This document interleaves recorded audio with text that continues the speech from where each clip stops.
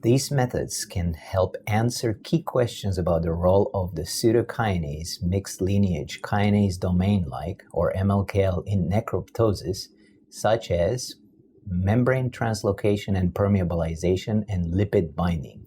The main advantage of these techniques is that they directly implicate MLKL as the executioner of plasma membrane rupture in necroptosis. Live cell imaging has revolutionized the field of cell death research, especially for MLKL-mediated necroptosis.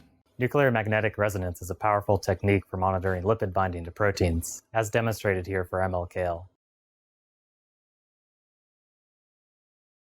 Begin by plating 5 × 10⁴ MLKL knockout mouse embryonic fibroblasts, or MEFs, expressing the executioner domain of MLKL fused to an oligomerization cassette and venous, in 1 milliliter of supplemented DMEM in 24 well plates for their overnight incubation in a cell culture incubator.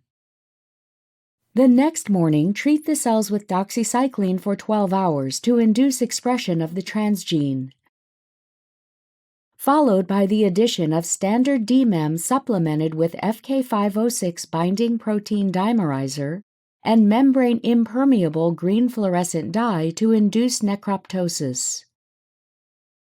To monitor the cell death, place the plate in an appropriate imaging unit housed in a mammalian tissue culture incubator and open the imaging system software. Select the Schedule Upcoming Scans tab and select the tray, vessel, scan types, and scan pattern.